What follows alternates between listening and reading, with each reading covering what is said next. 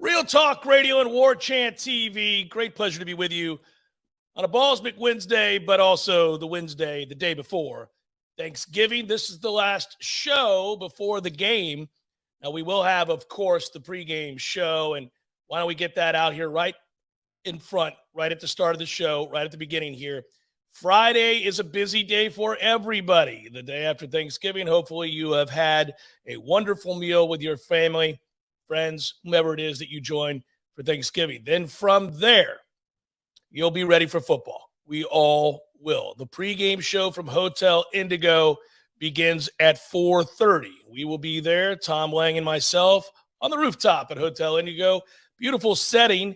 It's not going to be as cold as I would have liked, Tommy, but we'll still be in a nice place. That crosswind is beautiful. You'll overlook the parking lot. Obviously, we'll fill up early as most tailgaters are ready to get down for Florida State, Florida. Then the in-game watch-along followed by the post-game show, call-in show. Tom Lang will join Gene Williams. So we're loaded up as always at Warchant with your game coverage.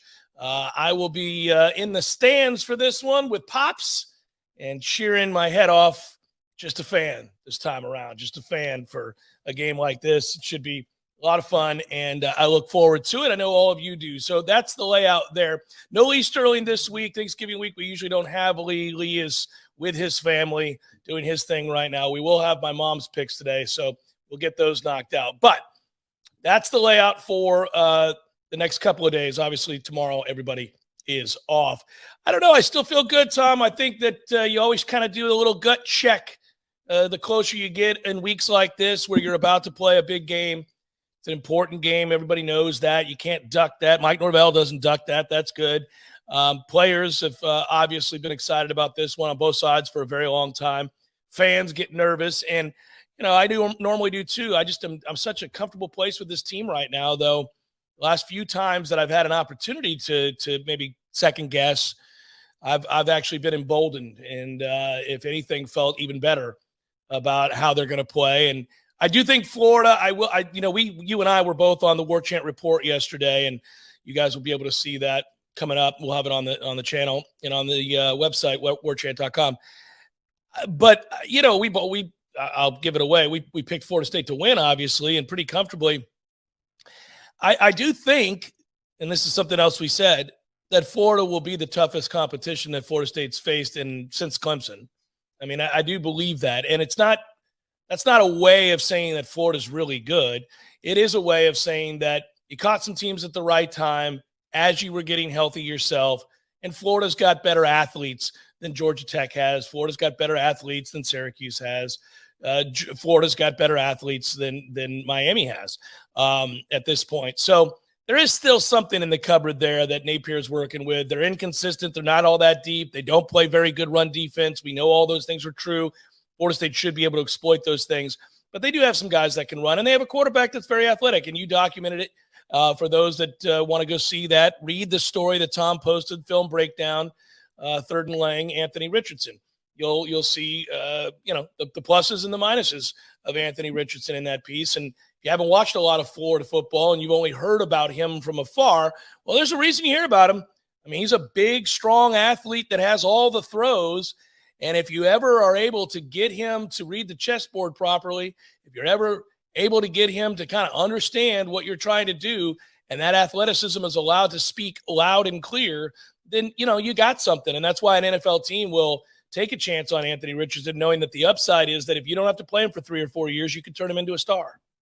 Yeah, the thing about that offense is that, it's predicated a lot on play action and what they can do with a straight-ahead run game. And we've talked about this a few times this week, but I like bringing it back up because it just makes me smile at how directionless Miami is at present. When you turn on games of Miami and replays of watching the Hurricanes this season, especially before we played them and beat the crap out of them down in that stadium, you had no idea what they were trying to do. Like, even with Tyler Van Dyke, there's some passing concepts that are okay. There are some running concepts that are interesting. They do tempo, but they don't. Like, I don't know what it is. I know what Gaddis did at Michigan, but I doubt that's what they want to do at Miami, considering, Harbaugh's got his own philosophy and vision of what he wants to do. And I would think Mario Cristobal would probably be a little bit more modern. Anyway, long way of saying they're a mess. Now, with Florida, you've got a head start with a quarterback who's going to go higher than his consistency level would show because his tools are off the charts. But you can see in Billy Napier's offense exactly what they want to be about.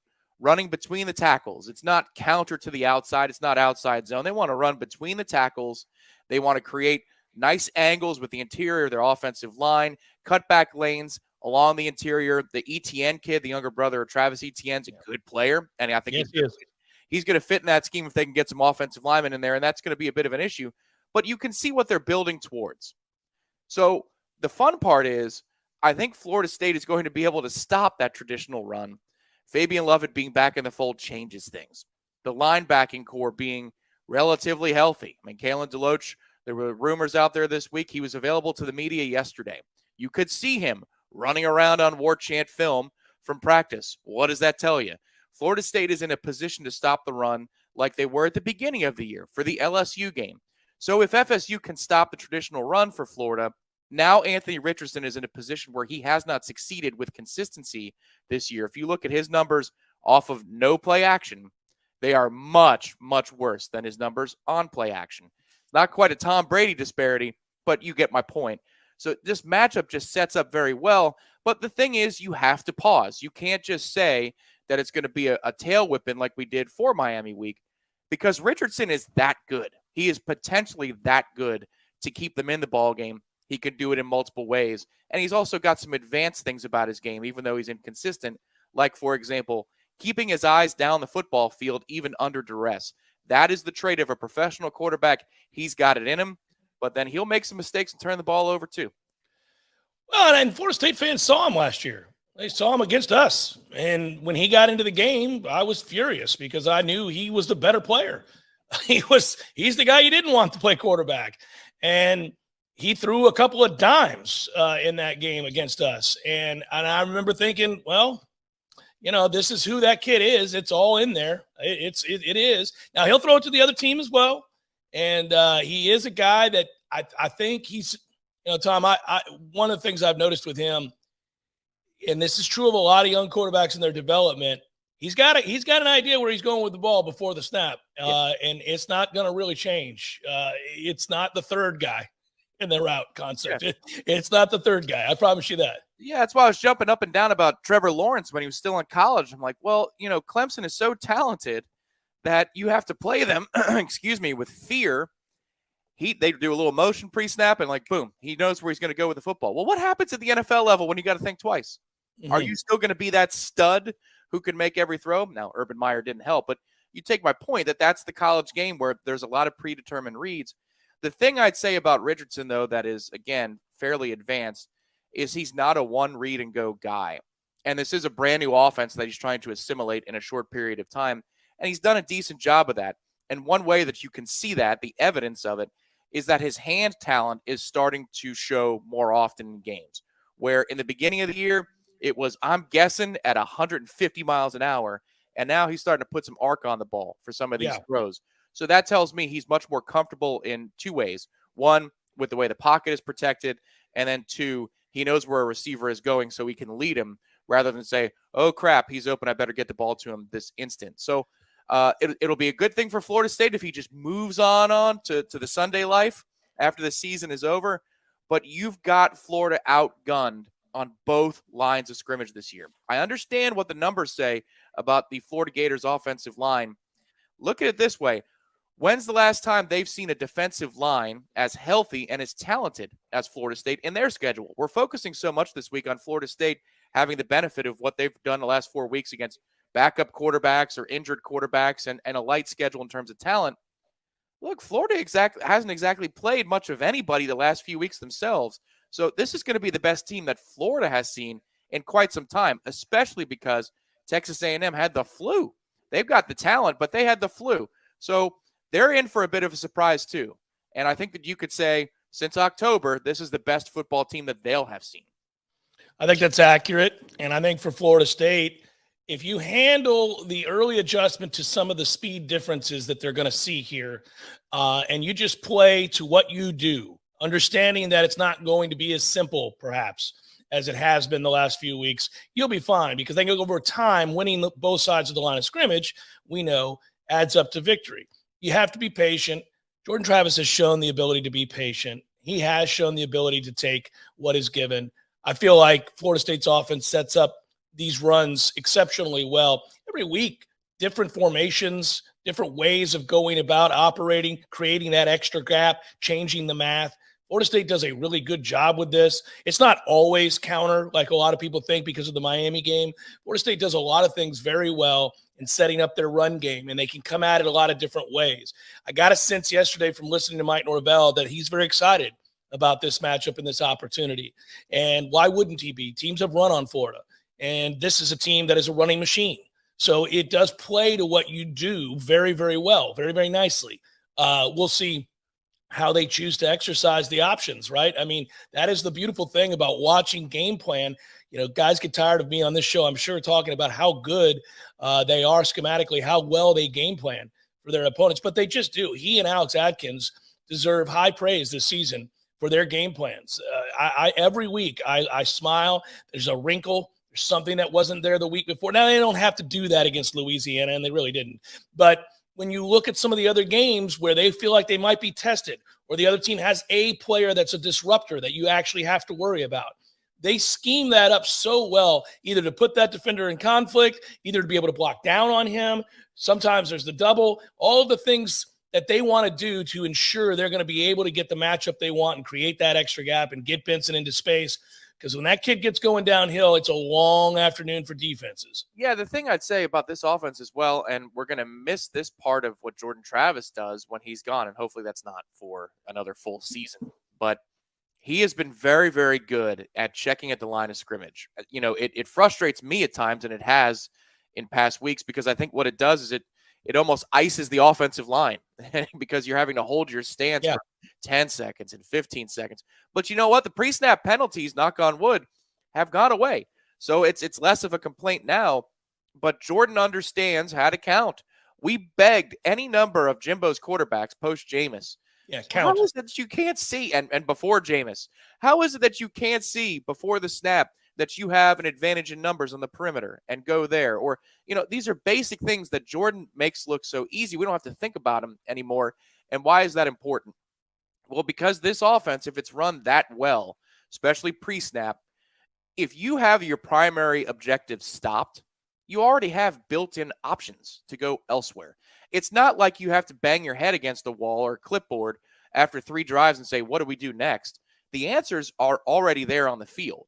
You just have to have a quarterback who understands, we're outflanked here or we're outnumbered there, and either I'm going to keep the ball or I'll keep it with a perimeter shot to the bubble in case somebody accounts for me. And Jordan does that so efficiently that this offense, at least at present, and we'll see with future quarterbacks, I don't think you have to go make drastic adjustments. You just have to make the right decision. And Jordan is operating at a real high in that regard.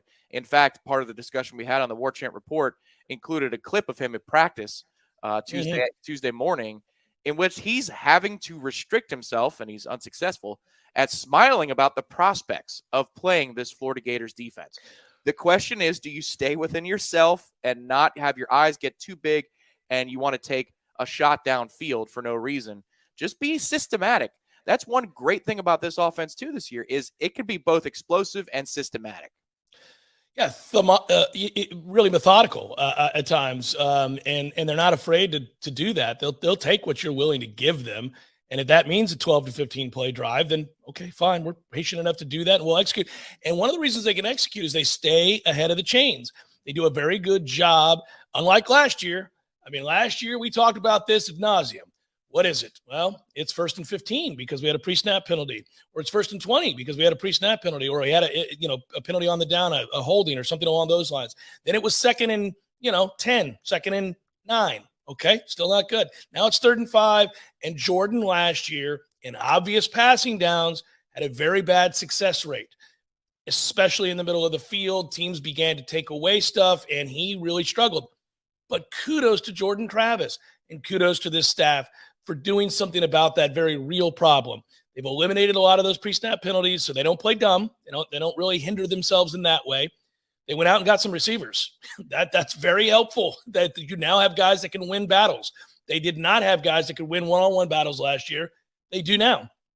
Jordan Travis worked really hard in the film room, figured out this offense, repped it, learned it, began to get more patient with the offensive line and trust it. Didn't leave the pocket for no reason. Didn't have happy feet.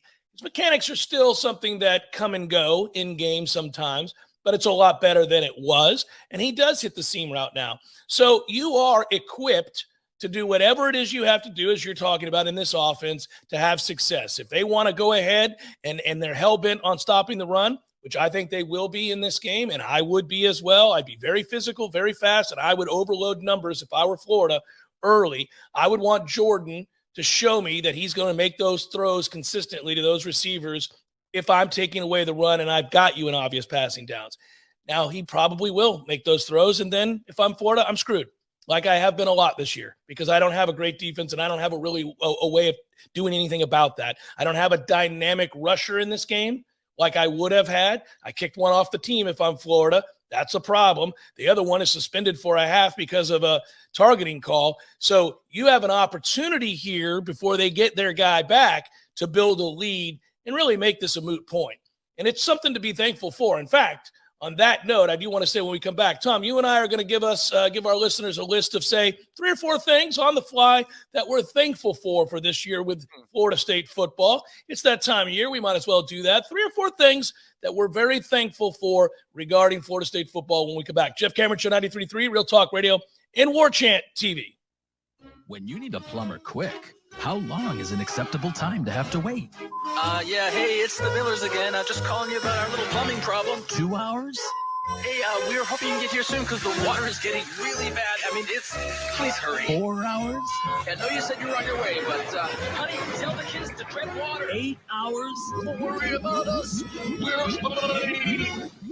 At M&L Plumbing, you'll never have to wait long for quality, dependable service right when you need it. At M&L Plumbing, we listen to our customers, and our qualified technicians aim to achieve 100% customer satisfaction. So the next time you need plumbing work or repairs, think of the name M&L Plumbing, your local plumbing experts, commercial or residential. Give us a call, 850-575-9393, or visit us online at mndlplumbing.com. M&L Plumbing, for all of your plumbing needs.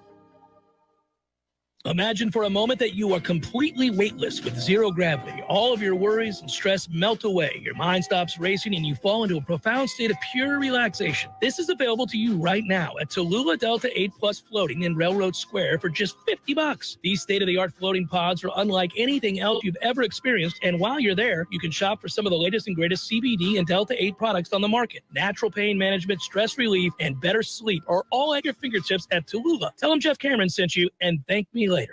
Hey, this is Greg Tish. Here's something you might know about me. I don't drink coffee. I have never had a cup of coffee in my life. Well, that is until now. So why change now? Well, it's because my dear friend at Grassroots Coffee reached out to me after hearing me say that and insisted that I give his product a try. I've been making a huge mistake. The world of coffee is fascinating. I always thought coffee is coffee, you know? No, it's not. I have tried their coffee and it is fantastic.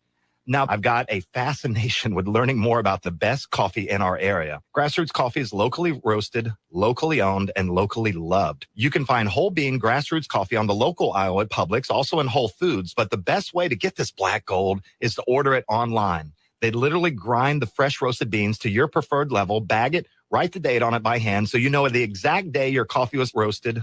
It doesn't get any more fresh than that. Order yours now. Just go to grassrootscoffee.com and choose the coffee you want and how you want it. And join me. Let's step up our coffee game together and also support a great local business. Give your business a facelift with a modern, consistent, creative brand overhaul from Curiosity Marketing Group. These days, it's not enough for your business just to have a standard website or a Google listing to reach your customers. Your business needs to stand out with eye-popping branding, modern web development, and strong marketing. And it takes a team to pull it all together. Words and websites matter. At Curiosity, we make the most of yours. Find out more at curiositymg.com. I used to fight almost on a daily basis working on my business website. I'm a pretty smart guy, but I could never get it to function the way I needed it to, and I was losing customers because of it. That's when I called Curiosity Marketing. They listened, they understood, we collaborated, and in the end, they delivered beyond my highest expectations. Now, I can barely keep up with the work. They say the future belongs to the curious, and now I'm excited about the future of my business. Find out more at curiositymg.com. We all want more energy, more strength, more results. Well, welcome to Orange Theory Fitness as you take a step towards feeling more alive today. Backed by science, Orange Theory's heart rate monitored workout is scientifically designed to keep heart rates in a target zone, spiking metabolism and increasing energy. Orange Theory Fitness is a one-of-a-kind group personal training workout resulting in more energy, visible toning, and extra calorie burn for up to 36 hours. Experience a more vibrant life today with Orange Theory Fitness. To find out more, go to orangetheoryfitness.com. The Jammin' Show brought to you by Orange Theory Fitness. 2 Tallahassee locations, Midtown on Thomasville Road and Northside in the Village Common Shopping Center. Online at orangetheoryfitness.com.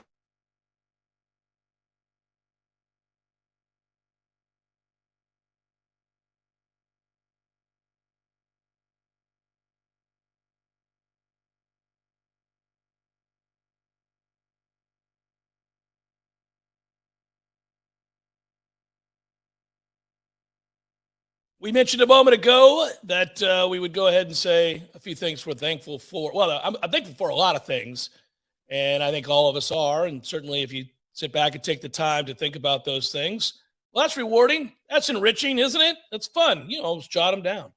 But this isn't a life coach segment. This isn't a big perspective on your world of gratitude segment. This is going to be Tom and I saying, hey, there's like 3 or 4 things I'm really thankful for regarding this football team this year. There's more than that. We got to keep it to 3 or 4 so that we're not here for the remainder of the hour giving thanks for a wonderful season, because it has been a good one. It's featured a lot of things that I think most Florida State fans are really excited about, happy about, and that they believe will translate into next season. And it's so weird to be consistently bringing up next season. We do it all the time, especially when the games begin to dwindle. You have fewer and fewer options to talk about upcoming matchups within the season, but instead what these wins are translating to as a big picture program and what it means for next season's games. We thought, Tom, to some degree that the offseason was somewhat interminable. Every offseason feels a bit like that at times. By the time you get around to June, you're like, okay, I'm going to need some football in my life here soon. And it's especially true if you're eager and anticipatory for something that you suspect is going to be to your liking.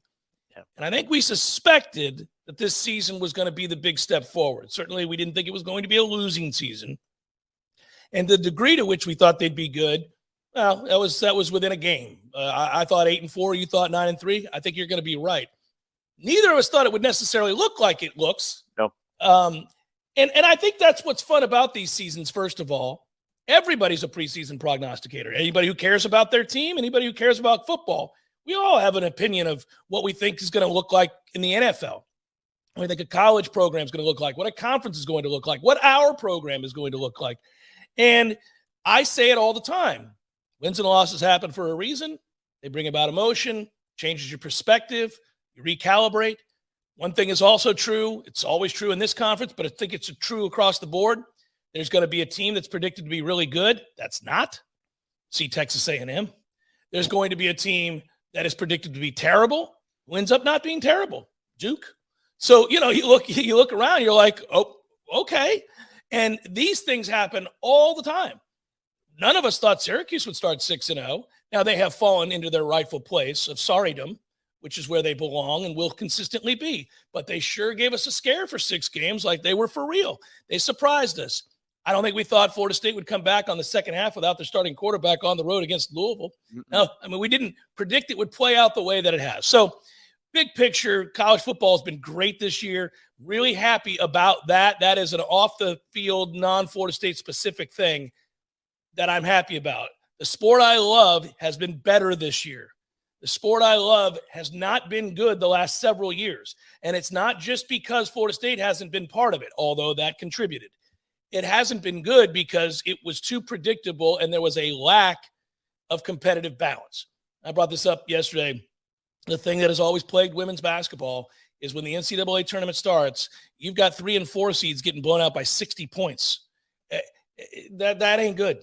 you need competitive balance. It can't be that there are 3 teams in the country capable of beating everybody else by 50, which is what they had for a long time in that sport. College football was getting that way. It was basically, look, man, Alabama might get scared, may lose a game during the year, perhaps against one other good SEC team, but you knew they were going to be in the playoffs, and you knew they were going to be playing for a national title. You knew Ohio State was going to be far and away the best team in the Big Ten. It was just a matter of not only are they the best team in the Big Ten, but are they the second or third best team in the country? These are the things that we began. And then you had a Clemson, obviously, out of the ACC, and then usually some poor soul that was going to get beat down like a drum. Michigan State, Notre Dame, you name it. Like, that's what you were going to get. So that ain't good. This year, it's not that, because even Georgia is really fallible. Alabama, obviously, isn't making the college football playoff this year. In fact, they're a team that could lose another game. I mean, we'll see. Certainly could lose their bowl game depending on who plays. You look around out on the West Coast, Southern Cal has returned to form. They now matter, but they can't stop you or me from scoring, and they could lose to Notre Dame this weekend. We'll see. It's an interesting deal. There doesn't appear to be a completely dominant team. Ohio State last year got usurped by Michigan. That game's coming up. I'm looking forward to it. But hell, they were in a war last weekend against Maryland. So they're not as dominant as we've seen. Georgia only won 16-6 over Kentucky, has had moments this year where they didn't look good. Obviously could have lost, maybe should have lost to Missouri. So again, it's college football's competitive balance expanded this year at a time when Florida State got good. So all of that infuses life into you, because now you do begin to say, well, next year, if it's the same kind of thing, Florida State's in the playoff. Florida State's a team that could win the ACC. And Florida State at that point is a contender to make the playoff. Now, is it 2024 that they go to the 12, Tom? Not this next year. It's 2024, I believe it is. They haven't gotten their crap together, so probably so. I think that's what we're thinking. Let's zero it back in here, though. Got ahead of myself. Got excited. Seasons made me do that. First thing I'm thankful for is the trip to New Orleans and the time we had together, Tom, and the time Florida State fans had together, and then the work we were able to do together as a team at Warchant. Really a high-profile event that we had, packed with people. It was so nice to meet and greet everybody and to see everybody come out and be excited about a football game again, have real belief that something could happen that was in favor of Florida State for once, something special beyond just a meeting point. We actually had expectations that they could win. And then we went and saw an incredible football game. It didn't need to be as close as it was, but in many ways, I'm glad it was, because it will be etched in our memory forever. The blocked extra point, the moments afterwards, going down on the field, me and Corey and Ira kind of watching the players walk around and going back into that locker room to have an opportunity to talk to Jordan Travis and to again, to be able to kind of, get a sense that the program was moving forward and that they had registered their first signature win, really, and for Mike Norvell and that group. But the whole thing, the trip to New Orleans, the drive there, you and I going to Biloxi together the day before and spending some time there together and having some fun, and then driving on, man, I really, I'm very thankful for that the LSU trip and game, all of that. I'll say that's number one on my list to start. Yeah, I got knocked over. Well, not knocked over, but in my chair in Biloxi. Remember that one? The lady. The best. That lady was 3 sheets to the wind. 3 sheets to the wind, and God knows what other substances were going on there beyond gambling adrenaline. There was a lot to parse through that particular moment, but it was fun. She walked out under her own power, kinda. So she's alive, Tom. We think, at least she was that night. Yeah. I don't know about now. Yeah. That particular trip, my memory too was quasi calling the blocked extra point, just because that game was so freaking goofy. I was watching with D-Rob. I'm like, it wouldn't shock me if that happens here. This has been that kind of a night. And you think about, the foundation for this season was really close to going the other way. And that's where you need something good to happen for you. Even though we put ourselves in that position, if Brian Kelly does what he did against Alabama and goes for 2, I don't know where this season goes after that point. And so that takes me to the place where I will say what I'm thankful for first. The Rodemaker existed. We saw him at least one time. It's a good one. Maybe we'll see him more. I would hope not on Friday night unless it's in a blowout fashion. But you think back to how many big-time throws that dude made. I mean, think about that second half. Coming in, you're going into halftime, awful interception, just a terrible interception. And then he comes out, quick little throw. It's an RPO glance, and then we're off and running. He has the big third down conversion with his legs. Then Toafili scores, and then he goes right down the field with a bomb, which he trades a shot to his chest, Johnny for deep, and then it's an easy touchdown, and then the final touchdown of the game in the back corner of the end zone. So the Rodemaker existing is my number one thing because I think it seems like we're going chronological here. But well, it's easier that way because we've had a lot along the way to be thankful for. So that's a good one. And, I'm sure we're both going to double up on things here because that's something I'm thankful for too. I think for me, yeah, you're right. Calling it that way, describing it that way is the right way because you and I have had fun with Rodemaker's name being the Rodemaker being a character. And that can only exist if you're good. So it happened that on this night where he was. So I would say this. I was so happy for that kid. We do see him in practice, and we have seen him be good, and we have seen him work hard, and we know he cares. And we know he gets nervous under the lights. We know that is something that has happened to him. And if that plagues you in any sport, it could be your undoing. I mean, you know, in the world of golf, Tom, because you were around kids that could really play, but, I've lived long enough to accidentally bump up against guys that were really good once. And I remember there was a guy, I won't say who he is, that I met a number of years ago when I started to get into golf. He could do magical things with the golf ball. And I played with him a couple of times, which he shot like 66. And I thought, well, why aren't you a pro? Or did you ever play pro? Or did you aspire to? He was older than me. And I said, did you ever play? And he goes, oh, I couldn't handle it in tournaments. I wilted. And he just said it matter-of-factly. It broke my heart. I was like, what? He goes, oh, no, I was all-state. I was great. I got college scholarships. I played in college. I rarely succeeded. Oftentimes, I didn't even get to be part of the travel team because if it mattered, I got real nervous and I'd hit a couple of OB and then my round would be over. And I was like, oh, no, that's just a Greek tragedy. But my point is, Tate Rodemaker has ability. He can play college football. And he might even be able to play it at a decently high level. But he could not perform when the lights came on, and we would sit and watch that and be like, oh, this is a tragedy.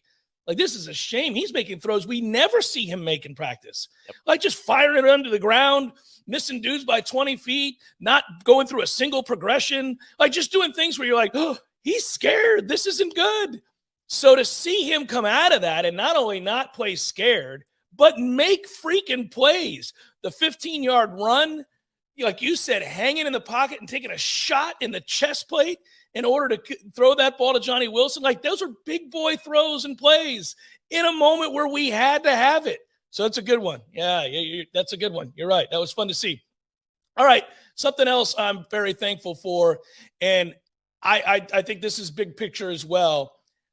I'm thankful we don't have to start over. This season was a referendum on Mike Norvell, his staff, and this program. We called it before the year. In my opinion, this season was going to be a referendum on Mike Norvell. Either you succeed in a way that convinces the money people and recruits that you're for real and are going to be here for the long term, or you don't. That's all that was on the line this year. That's all. Either you're prolonged employment and an opportunity to continue to better the program and watch us climb to the very top of this conference was in play, or what a shame. May have been some bad breaks. We're going to have to find the other guy. Thanks for cleaning up the program. Thanks for changing the locker room dynamic. Thanks for instilling proper values in this program.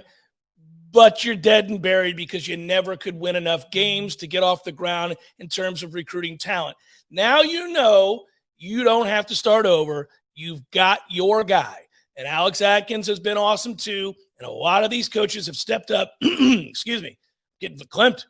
A lot of these coaches have stepped up big time and made it possible for Florida State to know in no uncertain terms they have their guy. And I'm thankful for that because I like Mike Norvell and I think he's a good football coach, but good football coaches get fired all the time. And so I was really well aware that it could be his fate if he did not win that LSU game and then later the Louisville game and the close moments that we're talking about are the last 4 wins since we came out of the 3-game losing streak. But he did win those games, and they have taken that step forward. Yeah, related to that, how about Ron Dugans in the year he's had? I mean, from just being the consensus assistant coach who was not getting it done to getting this transfer class in here, developing those kids into something a little bit more, and then also securing the recruitment, at least to this point, we'll see about signing day, but of a 5-star bona fide receiver that we have not had in quite some time from the high school ranks in Hakeem Williams. And he's not the only receiver that's in this class. But why do I speculate on that? Because Mike Norvell said Ron Dugans has had a hell of a season in one of his Monday press conferences this year. So it's not like my opinion, man. It is the head coach going on record, which he knows exactly what he's doing. Mike is very calculated in what he says and how he answers questions, especially when it comes to things like personnel, either on the field or in the coaching staff. And it was probably, I don't know, after week 4 or week 5, might have been when Johnny was first emerging and showing consistency that he could be a real big-time impact player. The question was about the receivers, and he said Ron Dugans has had a hell of a season, or Ron Dugans has been doing a great job. To me, that is a turnaround that I'm thankful for because, number one, Coach Dugans is a Nole. Nobody likes to pick on a Nole if they're not getting the job done. Once upon a time, that happened to Odell Haggins around Jimbo's first or second season where Lawrence Dawsey, too. But if Timmy Jernigan didn't say yes to Florida State, there was speculation that might be it. That might be it for Odell. Could you imagine the last 13 years without Odell Haggins? Right. How different they would have been? He was the healer twice in a 3-year span. 4 and Odell or 5 and Odell, whatever we were at that point. I'm not saying that it's all fixed for Ron Dugans, but what I'm saying is I would never have foreseen a year this good for Florida State's wide receivers coach when basically he was re-upped and not given a raise, which is a signal to all that you're pretty much on the way out. And now look at that room. You've got more options than you need at receiver, more variety of options, and you've got help on the way. I'm thankful that the wide receiver position for Florida State appears to be fixed, and it felt like it was unfixable. To that end, and we'll wrap here. I mean, I think we've hit some pretty bulk issues here that needed to be addressed, and we're thankful have been. I will tell you, I'm also happy because you're talking about a good guy. So Ron Dugans is a good guy, and in this business, we've been around a lot of coaches, some of whom we like, some of whom we don't. Certainly we're capable of zooming out and just saying, all right, objectively, is this person, no matter how I feel about him, is he doing a good job or not? Well, we can do that, but it's harder to do it when a guy's a good guy who cares about the kids, who is working hard. And if he's not getting the job done, it breaks your heart to have to say, like, he's a great guy, but he's a great guy we're going to have to fire. That's a bad feeling. And he was dangerously close. And we know that. So you're right to point that out. I will point this out no matter what happens moving forward. And I do think there are some question marks about a number of coaches on the staff moving forward in terms of their long-term prognosis. Not next year necessarily, but just in terms of their long-term prognosis. Another really good guy who's worked his ass off and deserves kudos is Adam Fuller. Adam Fuller works really hard. He cares very deeply. He is an extremely knowledgeable football coach who's an open book when you sit down to talk to him. I mean, you can ask him anything. He'll answer it. He gets it. And he does care. He really cares. Like, it's not just about the football. He cares about these kids. I don't know if Adam Fuller's here 5 years from now. I don't know that. I mean, we'll see. But, man, what a year for Adam Fuller. I mean, That team they are so much better defensively. By any objective measure, they're better across the board. Yeah, agreed. And that's with what you assumed, meaning you, the fan base, and us, to be a lockdown corner, not being anything close to lockdown, and you having to search for answers. They cultivated Renardo Green out of the spring. Yeah. Into this season where that's a nice story to where the hell would this defense be, this secondary be without Renardo Green on the edge? Very thankful for Renardo Green. Yes. Yeah. I mean, Kevin Knowles hasn't had a great year compared to expectations. And some of that, he's been in a green jersey a lot of the season. And you see that in the Warchant footage. I'm not giving anything away. So I don't know what exactly he's dealing with. They said the same thing about Amarian Cooper, but you think about that, plus not having Fabian Lovett for a long stretch of time. And I'm not saying that they were gangbusters without Fabian Lovett, but they've had to coach around deficiencies that they weren't expecting and anticipating. And they've come out on the other side of that. And look, everybody has an easy part to their schedule. Everybody has a difficult part to their schedule. And we're all having played now across college football, 11 football games. That Florida State is in the top 15 in the country after 11 football games. I know. I don't believe that they're going to be a pipeline to the NFL with this crew of 11 either. But maybe that's even more evidence that you can make a case for the defensive coordinator saying, how the hell did he get it done with this crew? Yeah, no, it's impressive. It's very impressive, and it's a lot to be thankful for, and that's good. You want a bounty, a bevy of things to be thankful for, and we can keep going. We can do another 3 segments on this. It's Jeff Cameron Show, 93.3 Real Talk Radio and Warchant TV. The workforce, their goal is to climb the company ladder. Often the climb requires a move to another city, and that's especially true in our industry. I'm Jay of Paul's Termite and Pest Control. If you rise the ranks of our competitors, there's a good chance moving up means moving away. Why? Because they're not local companies. They're from places like Orlando, Atlanta, Salt Lake City, and even Europe. That's certainly not the case with our employees. We're a company that was founded in the Big Bend and remains locally owned. When Paul's Termite and Pest Control employees advance, they remain in the Tallahassee area. Don't trust the safety of your family and pets from disease-carrying pests or the structure of your biggest investment from termites, the people who may be here today and gone tomorrow. Trust Paul's Termite and Pest Control, a company that has serviced thousands of our neighbors right here for over 50 years. Being local really does matter in our industry because local problems require local solutions. Paul's Termite and Pest Control are the Big Bend's local experts for the elimination of termites or any other pest, and a greener lawn too. Call Paul's. We'll get them all. If you're hearing this right now and you or someone you know is active military, a veteran, police officer, firefighter, nurse, or a teacher, turn up the volume and listen to this.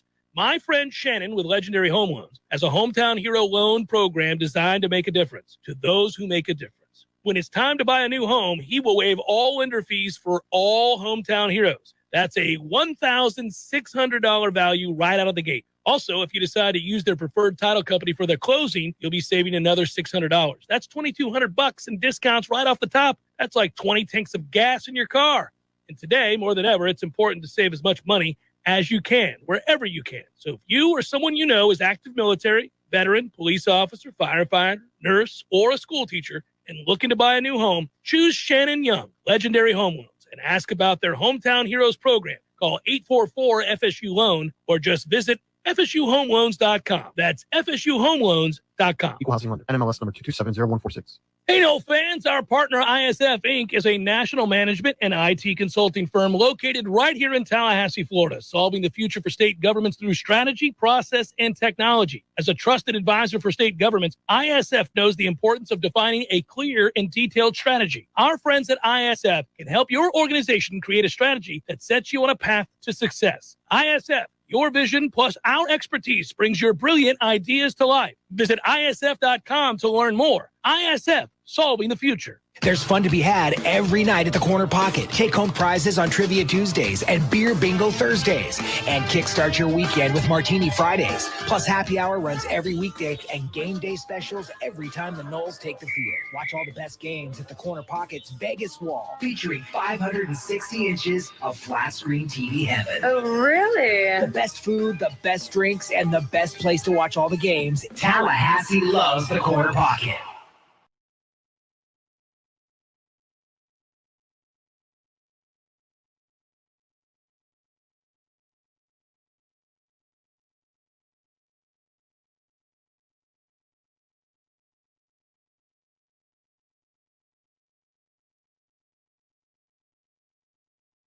Fun to do what we just did here on the Jeff Cameron Show. A little who's thankful for what and all the aspects of it. It's weird to think about on the other side.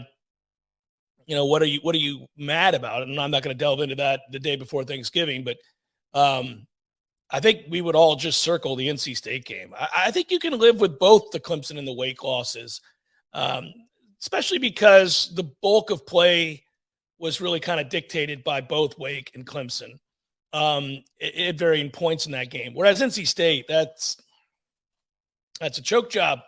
But it was also a situation where I think Jordan Travis, lest we forget, learned a valuable lesson there. I mean, he was a little petulant that night.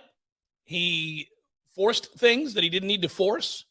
He appeared very frustrated with Mike, if you recall there. We have seen no such behavior since.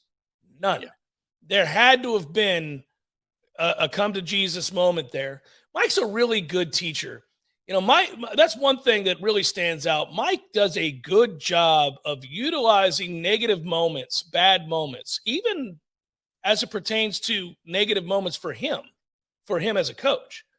He learns lessons, and he learns lessons for himself, and he does a very good job of illustrating and showing players in the moment that they've been weak, in the moment that they've been flustered, in the moment that they've forced it or made decisions that we simply can't have around here, or illustrated body language that is not conducive to being a leader. Mike's done a good job. I mean, we saw the Deuce Spann situation. That was a moment in time. It looks bad in the eyes of some people, but that's coaching, man. That's coaching. That's you got to be here with me, brother. We got to come on now. This is what we do. And I think Deuce will be better for it. We know that. And I think Mike handled that well. Mike has shown some emotional immaturity at times in big moments where we've succeeded or failed. And I've seen him grow up from that as well. But Jordan Travis, from that NC State game forward, has not had a single moment in which he didn't illustrate what it means to be a leader in moments of, travail and moments of success. He's been very, very good. He's been pretty even keel about it, and he's been a good leader. He's been able to go. You watch that guy when things don't go right. He's the same as he is when they do go right, and he's always really good about coming over and talking to his receivers if there's a miscommunication. So I think he's done a good job. He's done a real good job of figuring that out post NC State. Yeah, I agree. And listen, that's what we talked about at the time, which is he hasn't had to go through what a real quarterback goes through as they learn.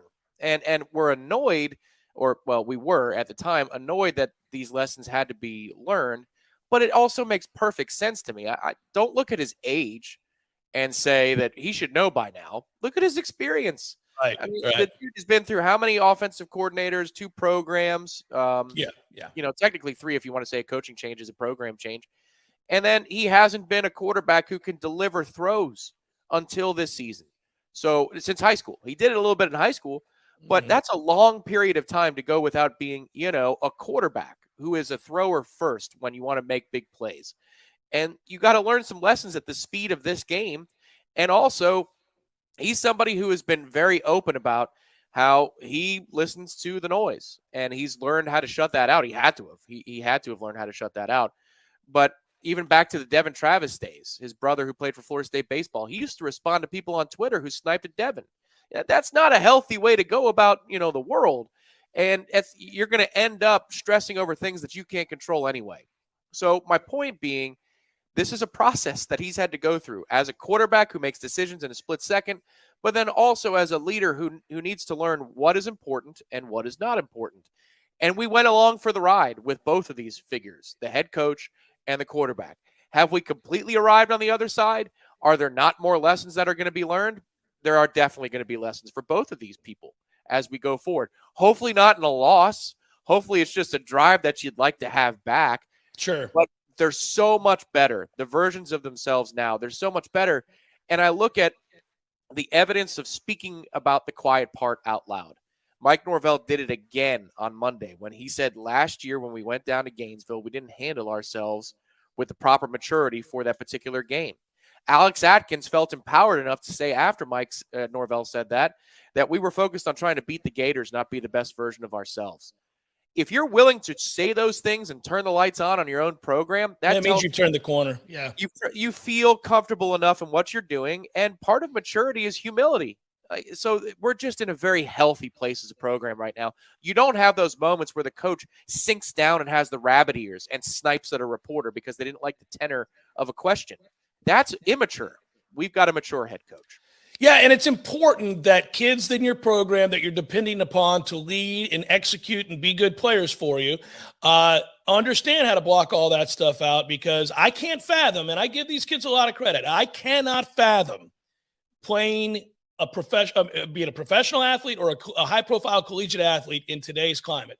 I grew up in an era where cell phones didn't exist. Nobody could even text you to tell you that you sucked. Now, they can certainly do that, and they can go on every social media platform known to man and express their concern about your abilities or who you are. And people obviously are emboldened to say whatever they want to say behind a keyboard or a text board, and they do. And if you're one of those people who wants to interact, you're never going to make it, because there's no way to armor yourself completely against buffoonery like that. So you have to mature and grow up enough to know, I can't engage. You know what? I'm the man in the arena. They are not. I'm going to go play. I'll let them talk about my play, and I'm not going to concern myself with it. So it's good to see. It's good to see that we have a coach who doesn't, and certainly it's great to see that Jordan Travis has figured it out as well. Hour number 2 forthcoming. Stay with Jeff Cameron Show, 93.3 Real Talk Radio and Warchant TV.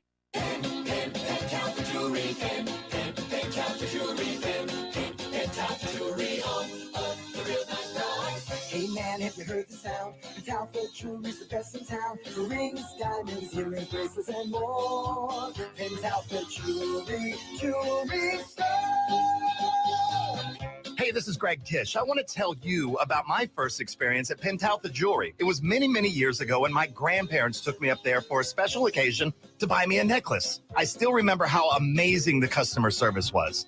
Fast forward to today, and I can still go in there and get the same great customer service at Pentalpha Jewelry. Nothing has changed, not even their location, 2903 Appalachia Parkway, where they've always been. Now sing along with me, and I'll see you at Pentalpha Jewelry.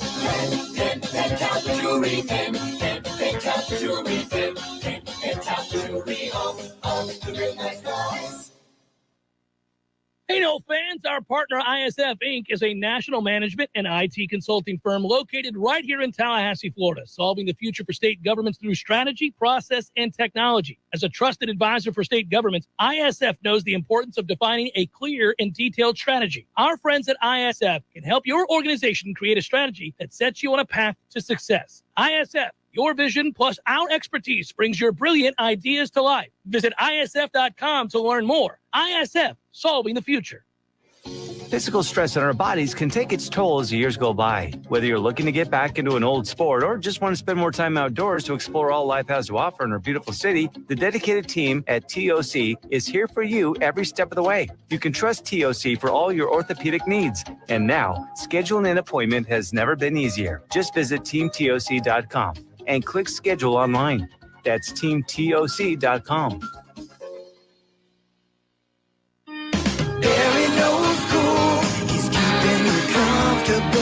This is Kyle, Service Manager from Barano Heating and Air. Schedule an appointment from your mobile device to learn about our Total Comfort Service Program. With guaranteed same-day service, 15% off necessary repairs, and $25 berry books to use towards air filters and other products. Turn to the experts at Carrier and Barano Heating and Air. Any day, anytime, anywhere. Online at baranoac.com. Florida license CAC 1816-186. Well. Hey, Jeff, look at this place. Yeah. Well, doing well. It's been a while since I've seen you, brother, but, it hasn't been a while since I've been over to Gordo's. I go there on the regular because of you, Eddie. Well, we keep you regular. Well, that's true, but I think of Gordo's as a place to sit down, have a cold beer, talk to your friends, enjoy the sports, eat the delicious food. But I think of you as Uncle Eddie, a man who takes care of his people and takes care of the town. I appreciate that, Jeff. Hey, and we'll keep you regular. Gordo's, bringing the flavor and flair of Cuban food to Tallahassee since 1996. Coming up next, more of the Jeff Cameron Show. Live and local on Real Talk 93.3. WVFT, Gretna, Tallahassee. There was something that Adam Fuller said yesterday in his press conference, Ira, that it kind of struck me because it's almost like an omission. You're telling us something, but you're omitting something. And the comment was, it was speaking about how players are willing to be coached on the defensive side of the ball. And I think it was just coming off of a comment about Akeem Dent's 2 interceptions in the scrimmage. But he said, the players are willing to be coached right now. And to me, what I've seen so far, and I've been looking at the trenches a lot, that defense is starting to develop a snarl to it, like a real snarl. They've got guys who are willing to talk a little bit after the play is over. On the defensive line, Jared Verse is not afraid. McClendon's not afraid. I noticed there was an interior defensive lineman this week after a 3-and-out for the offense. He waved goodbye to the offense as they ran off the field. There's a little bit of swagger building for this defense, and it probably is coming through the confidence and continuity of coaching and philosophy.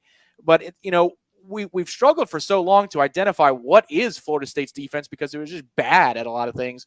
But it seems like they're starting to develop a personality to them, and it's not a nice one to play against, which should excite Florida State fans. Yeah, and again, I think, defensive football, and we've talked about this a lot over the last few years, especially when the team has not been playing well. So much of defensive football is trust, and trust in the coaching staff, to the point you just made, to believe if I do my job, if I do what I'm asked to do, and Adam Fuller said it, I think, a couple times during that press conference referring to Akeem Dent, he's doing what we're asking him to do. And surprisingly enough, that's resulting in good results, because it has to be 11 parts working together. Offense, you can sometimes have big plays when just 1 or 2 guys make a big play. But defense, it has to be all 11 guys doing their job and trusting each other. And sometimes it's not, Mike Norvell made that comment a few times last season where he made the comment with the best of intentions, like when they lost at Wake Forest or when they lost a couple of games last season. We're making mistakes with the best of intentions. What he means is guys are trying too hard to make a play that's not their play to make. They're not trusting the guy next to them. They're not trusting the guy behind them. I think what you're seeing in practice now is year 3 in the system. They had some success last season, and you got some mature guys. You brought in some guys who are winners, from other programs that have the right mindset. And I think you're seeing guys play as a unit, 11 guys working together. And I think it's a big difference, man. Sometimes you see defenses in college football that aren't all first-round picks, but play really well and play hard together, and they have success. That's where I think they're getting closer to. It's what it looks like to me. Right here in our hometown is a local spot where you can take a break from all your worries. A place where everybody knows his name is Smitty's Tap House and Grill. Smitty's deep appreciation for fine craft beers and tasty bar treats sets the stage as the ideal local neighborhood pub. Want to know more? Just visit Smitty'sTapHouse.com to check out the full menu. Come see us at Smitty's Tap House and Grill on Thomasville Road, just north of Cary Forest Parkway. You'll be glad you came, where everybody knows his name. We all want more energy, more strength, more results. Well, welcome to Orange Theory Fitness as you take a step towards feeling more alive today. Backed by science, Orange Theory's heart rate monitored workout is scientifically designed to keep heart rates in a target zone, spiking metabolism and increasing energy. Orange Theory Fitness is a one-of-a-kind group personal training workout resulting in more energy, visible toning, and extra calorie burn for up to 36 hours. Experience a more vibrant life today with Orange Theory Fitness. To find out more, go to orangetheoryfitness.com.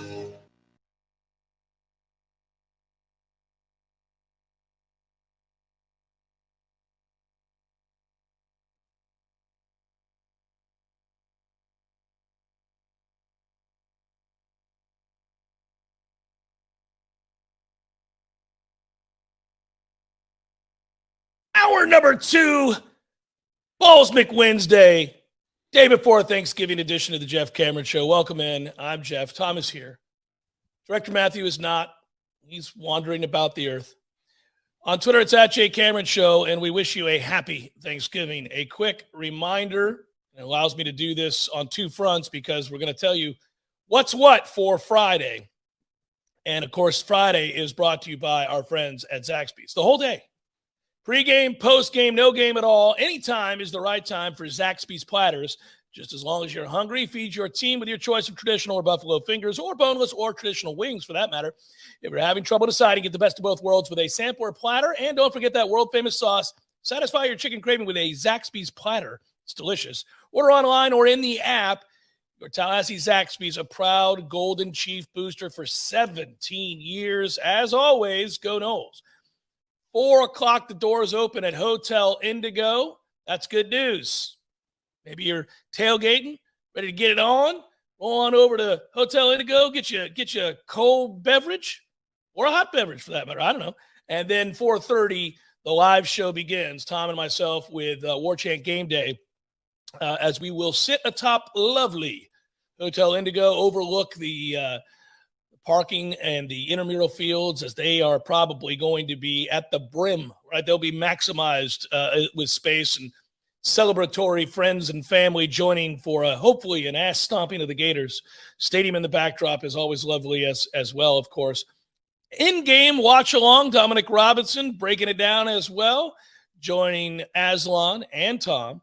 And then, of course, in the post-game wrap-up, where everybody hopefully is obviously in a great mood, kind of settle in and enjoy the post-game call-in show. And I also think you'll be able to sit back and think about how great your Saturday is going to be with a win in the rear view, and then you're watching all the other games. Let everybody else go to battle. How great is that, huh? Well, and you could be watching a keg stand as well. Multiple keg stands and multiple beer funnels, because just in case you haven't heard, folks, it all started with one innocent question from our Eric Angel, a Warchant chat frequenter and a pillar.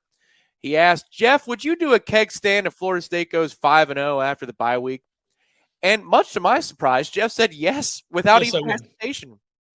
Are you surprised that you did that? No. Okay. I like to drink, and I think having a little fun with it during the course of the year, and enjoying yourself and having goals, Tom. Yeah. Having goals are very important. I will say I have not done a keg stand in over 20 years that I'm aware of. I think I last did a keg stand in the 90s. I'm fairly certain it was the 90s.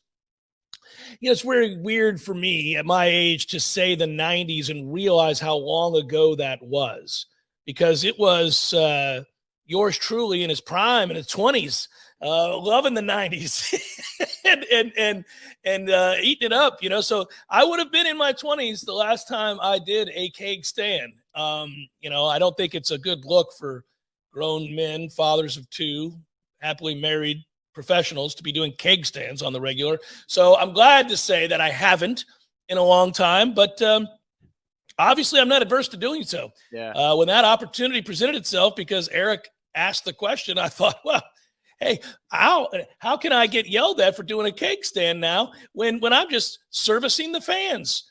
I know, phrasing, Jeff, but I'm just telling you, I'm excited about the opportunity to do a keg stand. I don't know how it'll go. I don't know. I used to be able to do it, and it almost looked like I was born to do it.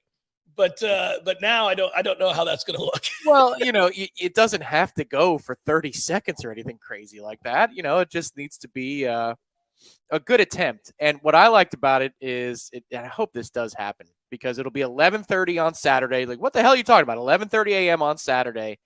There will be keg stands and there will be beer funnels. And the beer funnels, which is interesting, as this damn sun. I mean, it's just ridiculous.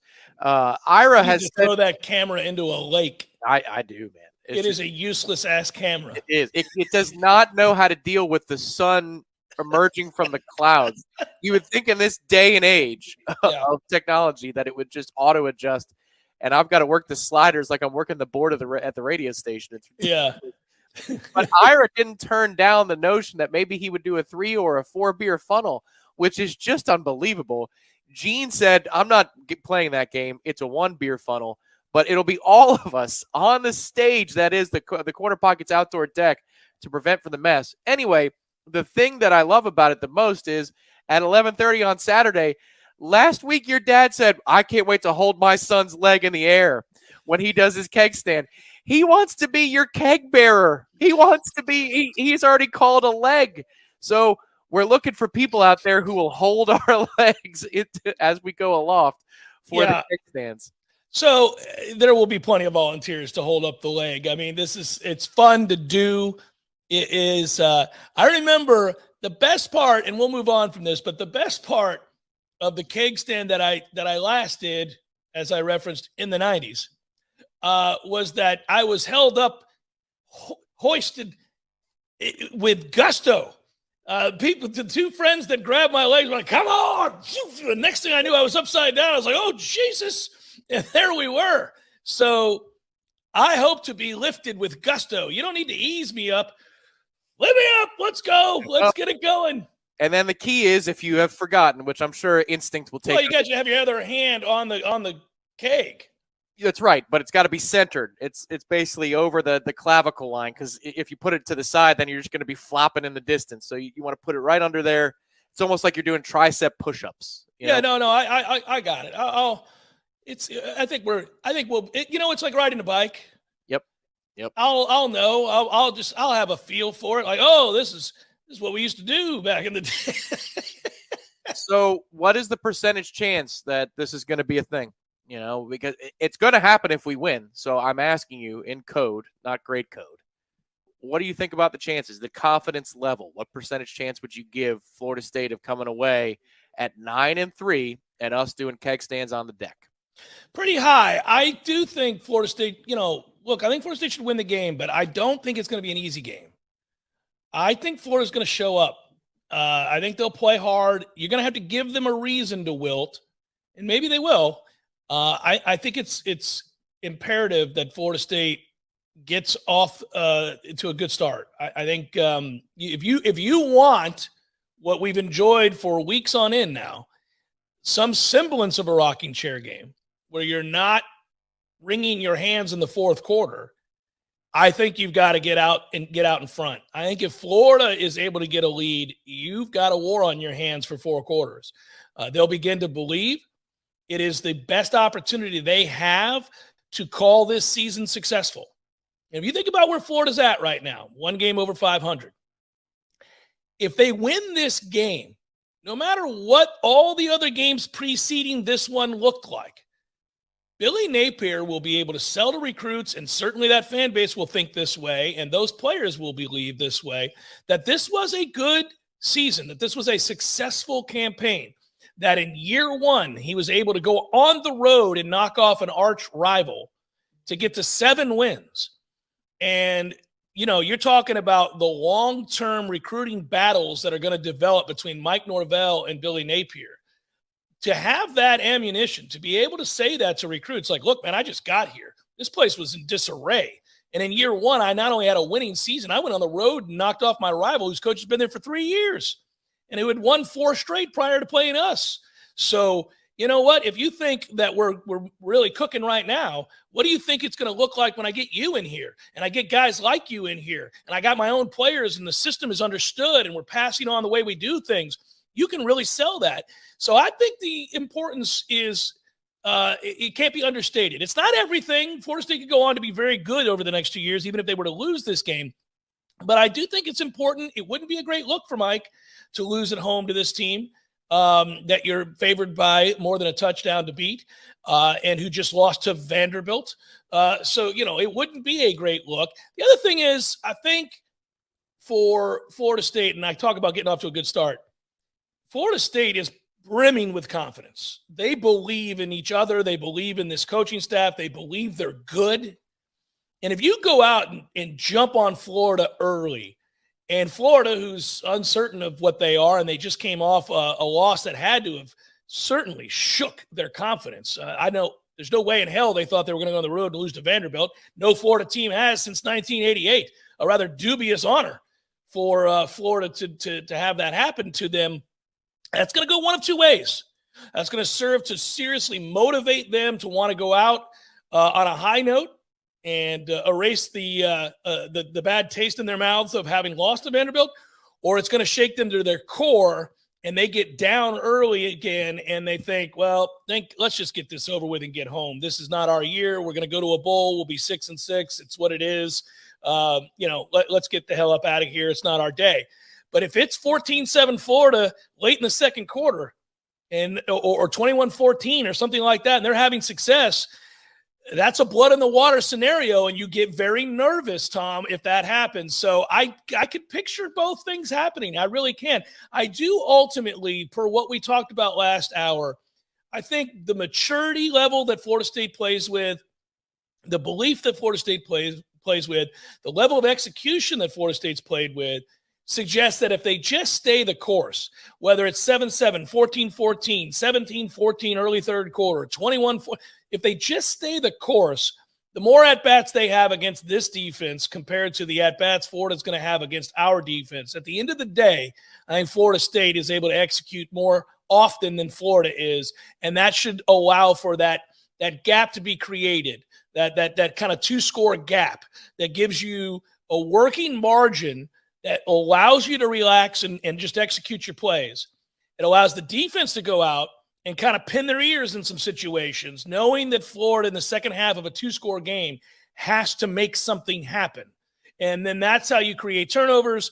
That's how you create that momentum and that change where Florida begins to fight an uphill battle and Florida State kind of dictates terms. But I wouldn't be surprised if it's pretty close at halftime. You know, I'm starting to get old enough now where I can go back into history of this rivalry and say, you know, let's delve back into two examples of games in Doak Campbell Stadium that we were at together and different results, but they were both similar before the game kicked off insofar as Florida State should win the football game. In 2010, that game ended really nicely for FSU. It was 31-7. They actually had a situation where they would have had a pick six called back. So it would have been even a bigger beatdown. But it wasn't immediately a blowout. There was a feeling out process in that game. And before the crescendo moment, which was a fake punt and then Christian Ponder to Rodney Smith, for a quarter, there were some turnovers, there was some sloppy play, and it was almost like Florida State was not ready to take the mantle, and then they realized, oh, Florida's just ready to give it to us. And then they ran away with the game. And then in 2012, that was a game in which you had to invent a way to be in a position to lose the football game. Florida had the ball in the first half for 21 minutes, just about 21 minutes on Mark Stoops' defense. And the defense held the fort down. I think there was a fourth down stop deep in our own territory. But there were also 4 turnovers for Florida State in which FSU still had the lead or they were within touch of the football game with 4 turnovers. It wasn't until the 5th turnover that the game was kind of over because at that point the defense was so exhausted. Florida, I think on the first play after our 5th turnover, scored on a running touchdown right up the middle. But and Jimbo played EJ Manuel after a concussion. He did. But then also, much to our dismay, EJ at the end of the game, it's the final play of the game, he ran like we asked him to run since Oklahoma. And what's frustrating about that game was that you just never had the ball in the first half, and you gave them the ball. And so you set the foundation for that upset to occur, and it did. That's what Billy Napier wants to do, is he wants to play from the playbook of 10 years ago with Will Muschamp, which is if I can possess the hell out of this ball, that's fewer opportunities for this lethal-ass offense and my terrible defense to be on the field at the same time. So what does it come down to? It comes down to turnovers, and it comes down to third down execution both ways. I think that's what the story of this game is. Turnovers, you never know, so that's hard to speculate on. But third down, you can speculate on. Florida is terrible on third down as a defense this year. At last check a few weeks ago, I think it was over 50% they were allowing opponents to convert on third down. But then also, if Florida, conversely, on offense, is able to pick up a third down or a fourth down, and Billy Napier is not afraid to do that, then that's an extra minute and a half off the clock. I don't think he's rushing to score here. I think he's trying to take and shrink the game down to as few possessions for this offense as possible. That's their path to victory. Well, they don't play fast, so you're right. He's not in a rush. I agree with you there. And then the other thing I would say is that Florida State has got to get off the field on third down. I mean, you don't want to turn this into, oh, my God, the quarter is over and we haven't had the ball but one time. I mean, you're right. I mean, that's how pressure mounts with each possession, because when you realize that you're not going to see it again for 7 or 8 minutes, you recognize the pressure to do something when you have it. I just think third downs for Florida State on offense are about Jordan Travis. And I just think that, look, Florida's been bad about this, but if they have to, they got to run Jordan. They're just going to have to run Jordan if they have to. You got, by all means, by any means, you got to win the game. You got to win the game. There is no tomorrow, to quote Rocky. I mean, this is it, or Apollo. This is it. Look, there is no tomorrow, man. You have to play like your hair's on fire, Jordan. This is a game, because even if you get beat up, even if you end up, and God forbid, But even if you end up with a season-ending injury because you had to go to war with your legs and, you're just, I don't know, you dislocate your shoulder or your elbow, I don't wish that upon anybody, obviously. My point is, the bowl game's the bowl game. This matters more. If you win your 9th game and sweep your rivals, matters way more than anything that's going to happen in a bowl game. When guys opt out anyhow, you're not probably going – it's unlikely you're going to the Orange Bowl, so you're not even going to be in a New Year's Six Bowl. Nobody really cares if you have to start your backup for that game. People will understand what the deal is. Play to win this game any way imaginable, and that is Jordan's got to make plays with his legs if it's a close game. Now, who knows? Maybe it's not. As you correctly note, I think there is a path to blow Florida out. I'm not saying it's going to happen, but I do think there's a path to it. So maybe they don't even have to worry about that. And let's hope they don't have to worry about that. But Jordan can run and make this a moot point. Florida can assist us in a path to blowing them out, too, in a couple of ways. We all know about the defense, and we understand that they're very generous. It's a very generous defense down in Gainesville. The other way that they can help us is Napier is running in games like this in which he knows that he can't trade possessions or punt the ball away too often. If they get into 3rd and 6 or 3rd and 7, you got to be alert on a traditional run call because they are playing for 2 downs. They're playing 4 downs. They're playing for 2 downs at third and medium. If they can get it to 4th and 3, that's a good point. They're much like the Carolina Panthers of 6 and 7 years ago with Cam Newton. They know that they've got a diesel quarterback there. They don't run it. It's not as obvious. They run other things. They'll roll them out and do things like that.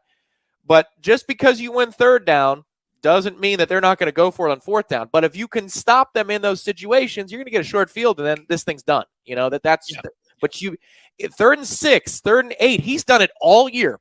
He'll run the ball. He'll run veer. He'll run a simple veer. Yes. It's nuts. Yeah, no, I've seen it. You're right. All right, we got to make picks with my mom. She's going to join us really briefly here. We would otherwise have missed them because we have Thanksgiving 3 games, and obviously we're not on the air tomorrow. So we're going to bring Mom here in just a minute. We split last week 1-1, and so I'm still up 7. We'll do that next. Jeff Cameron Show, 93.3 Real Talk Radio, Warchant TV. Leaky faucet, busted pipes, clogged toilet?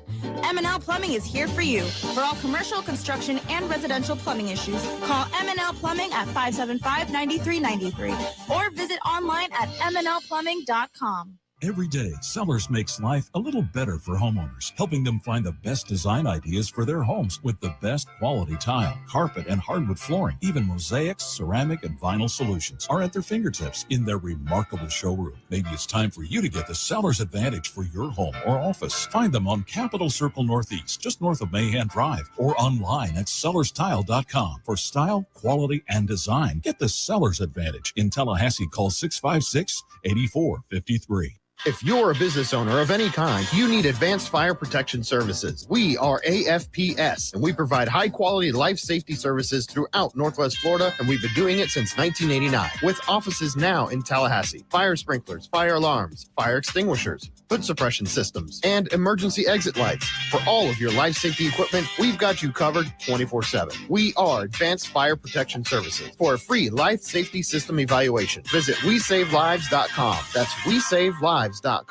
This is Dr. James Ryan Finn and Dr. Shannon Lord. We are the dynamic duo at Finn Chiropractic, where we seek to get to the cause of your problem. Whether you have neck pain, back pain, headaches, or any joint stiffness, we've developed the Phenomenal Health Exam with some high-tech ways to get to the cause. Our Phenomenal Health Exam will give the answers you need. Get in for the Phenomenal Health Evaluation. Visit our website at finnchiro.com, FENNCHIRO.com. Because your chiropractor loves you, there's nothing you can do about it. Siri, tell me a joke. The past, present, and future walk into a bar. It was tense. All jokes aside, the trained professionals at Mac & More Systems are serious about Apple products. For all your Mac repairs, call Mac & More Systems at 894-3622. 894-3622. Physical stress on our bodies can take its toll as the years go by. Whether you're looking to get back into an old sport or just want to spend more time outdoors to explore all life has to offer in our beautiful city, the dedicated team at TOC is here for you every step of the way. You can trust TOC for all your orthopedic needs. And now, scheduling an appointment has never been easier. Just visit teamtoc.com and click schedule online. That's teamtoc.com.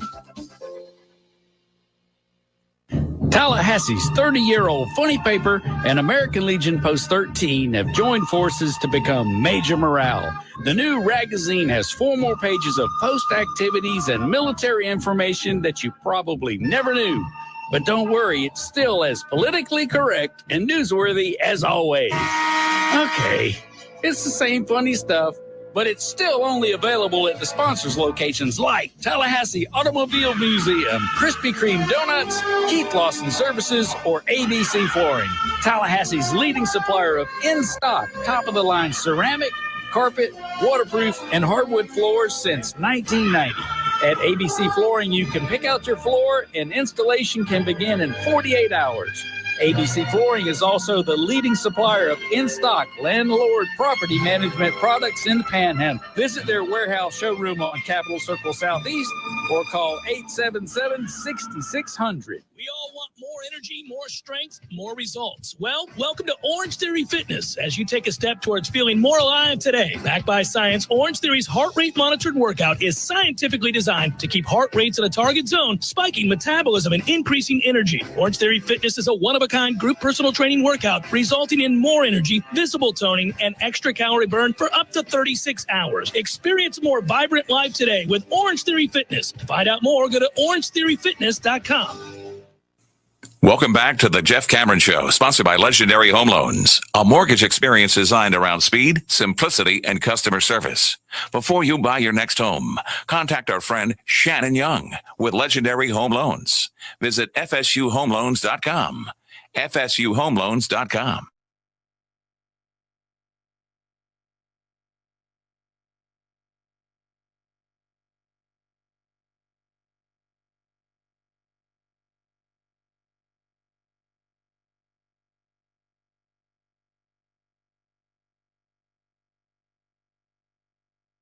All right, well, we weren't going to let the proceedings continue without having Mom on and getting our picks in before Thanksgiving. The week is unique, obviously. No show tomorrow for Thanksgiving, but there are NFL games, so we had to make do and scramble and get Mama in here. By the way, we split last week on the picks. I had Dallas over Minnesota, but she did get me with that Atlanta pick. I had the Bears. I thought their magic would continue. It did not. So we split. So the lead is still 7 for yours truly. If you would, Tom, let's cue it up, baby. And now for another edition of the Family Pick. Nick. Go to your room! Ma, the meatloaf! Take it away, Jeffrey. And with that, we welcome in Mom. Mom, how are you? You doing all right? I'm doing good. This was kind of a quick get-together thing. I wasn't quite ready, but anyway, I'm as ready as I'm going to be, I guess. Yeah, well, we all have to scramble because we have games tomorrow. In fact, there are 3 games tomorrow, and that's where we're going to begin. We split. I don't know if you could hear me on the broadcast there. We split last week, Mom. I know we did.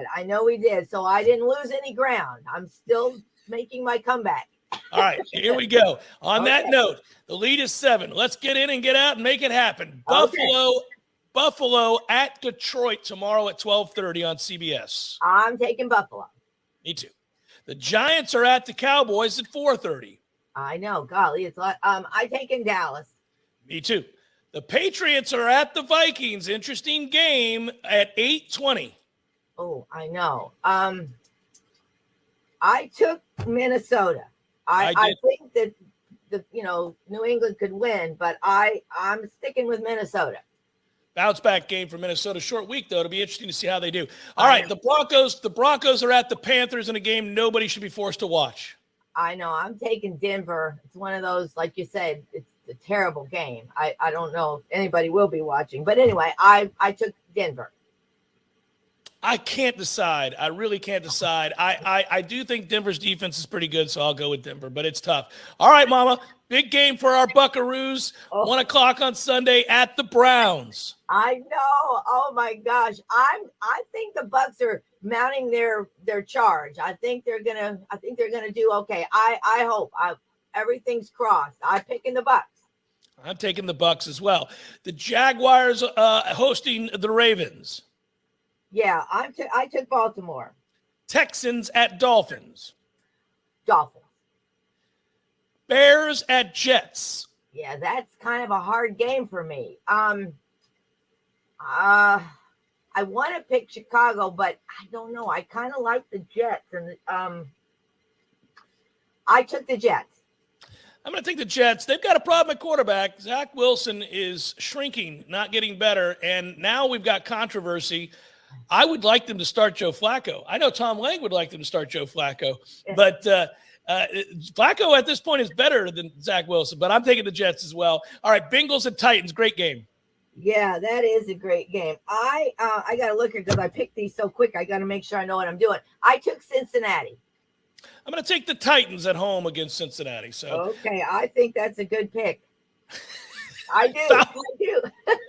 Why didn't you take them? I hope it doesn't prevail, but I think it's a good pick. Falcons at Commanders. I'm taking my Commanders. Yeah, Chargers at Cardinals. Yeah, listen, I didn't even know. I watched that game what was it, Sunday night or whatever. I didn't know that Kyler Murray had gotten hurt. Where was I? He sucks anyhow, Mom, even when he plays, so don't worry about it. But listen, he's about the only chance they have when he plays. I mean, that poor Colt McCoy, he looked like a deer in the headlights. I think he's better than Kyler Murray. You do? I think Kyler Murray sucks. I don't know. Well, anyway, now tell me who are they playing again? Chargers, Mom. Yeah, okay, I'm taking the Chargers. Thank you. After all that. After all that, yes. The Raiders are at the Seahawks. Yeah, I'm taking the Seahawks. The Rams are at the Chiefs. The Chiefs. Saints at 49ers. 49ers.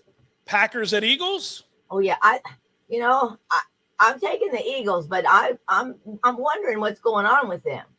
I'll take the Eagles as well. Yeah. And then finally, Steelers at Colts, two teams that stink. Yeah, I don't know what to do about that game. I took Indy. All right, so we have just one game different this week. That is it. That's all. Wow.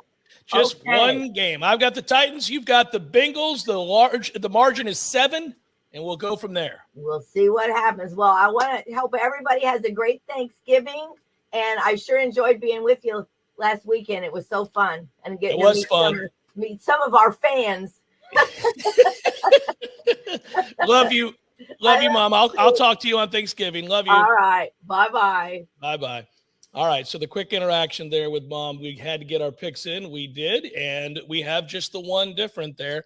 There were opportunities to go a different direction, but I have to say, I'm not surprised the slate ended up seeing us with just one different. I mean, I guess you could take the Steelers against the Colts. There are a couple of other games that you might be inclined to say go the other way. That Falcons-Commanders game is one of them. Bears-Jets, I wonder how they're going to respond to the controversy with Zach Wilson. It's tough to know. That is an interesting situation bearing out in New York as well. All right, Jeff Cameron Show 93.3, Real Talk Radio, and Warchant TV continues in a moment. When you need a plumber quick, how long is an acceptable time to have to wait? Yeah, hey, it's the Millers again. Just calling you about our little plumbing problem. 2 hours? Hey, we were hoping you can get here soon because the water is getting really bad. I mean, please hurry. 4 hours? I know you said you were on your way, but, honey, tell the kids to tread water. 8 hours? Don't worry about us. We're fine. At M&L Plumbing, you'll never have to wait long for quality, dependable service right when you need it. At M&L Plumbing, we listen to our customers, and our qualified technicians aim to achieve 100% customer satisfaction. So the next time you need plumbing work or repairs, think of the name M&L Plumbing, your local plumbing experts, commercial or residential. Give us a call, 850-575-9393, or visit us online at mndlplumbing.com. M&L Plumbing, for all of your plumbing needs. Imagine for a moment that you are completely weightless with zero gravity. All of your worries and stress melt away. Your mind stops racing and you fall into a profound state of pure relaxation. This is available to you right now at Tallulah Delta 8 Plus Floating in Railroad Square for just $50. These state-of-the-art floating pods are unlike anything else you've ever experienced. And while you're there, you can shop for some of the latest and greatest CBD and Delta 8 products on the market. Natural pain management, stress relief, and better sleep are all at your fingertips at Tallulah. Tell them Jeff Cameron sent you and thank me later. Hey, this is Greg Tish. Here's something you might know about me. I don't drink coffee. I have never had a cup of coffee in my life. Well, that is until now. So why change now? Well, it's because my dear friend at Grassroots Coffee reached out to me after hearing me say that and insisted that I give his product a try. I've been making a huge mistake. The world of coffee is fascinating. I always thought coffee is coffee, you know? No, it's not. I have tried their coffee and it is fantastic. Now, I've got a fascination with learning more about the best coffee in our area. Grassroots Coffee is locally roasted, locally owned, and locally loved. You can find whole bean Grassroots Coffee on the local aisle at Publix, also in Whole Foods. But the best way to get this black gold is to order it online. They literally grind the fresh roasted beans to your preferred level, bag it, write the date on it by hand so you know the exact day your coffee was roasted. It doesn't get any more fresh than that. Order yours now. Just go to grassrootscoffee.com and choose the coffee you want and how you want it. And join me. Let's step up our coffee game together and also support a great local business. Give your business a facelift with a modern, consistent, creative brand overhaul from Curiosity Marketing Group. These days, it's not enough for your business just to have a standard website or a Google listing to reach your customers. Your business needs to stand out with eye-popping branding, modern web development, and strong marketing. And it takes a team to pull it all together. Words and websites matter. At Curiosity, we make the most of yours. Find out more at curiositymg.com. I used to fight almost on a daily basis working on my business website. I'm a pretty smart guy, but I could never get it to function the way I needed it to, and I was losing customers because of it. That's when I called Curiosity Marketing. They listened, they understood, we collaborated, and in the end, they delivered beyond my highest expectations. Now, I can barely keep up with the work. They say the future belongs to the curious, and now I'm excited about the future of my business. Find out more at curiositymg.com. We all want more energy, more strength, more results. Well, welcome to Orange Theory Fitness as you take a step towards feeling more alive today. Backed by science, Orange Theory's heart rate monitored workout is scientifically designed to keep heart rates in a target zone, spiking metabolism and increasing energy. Orange Theory Fitness is a one-of-a-kind group personal training workout resulting in more energy, visible toning, and extra calorie burn for up to 36 hours. Experience a more vibrant life today with Orange Theory Fitness. To find out more, go to orangetheoryfitness.com. The Jammin' Show brought to you by Orange Theory Fitness. 2 Tallahassee locations, Midtown on Thomasville Road and Northside in the Village Common Shopping Center. Online at orangetheoryfitness.com.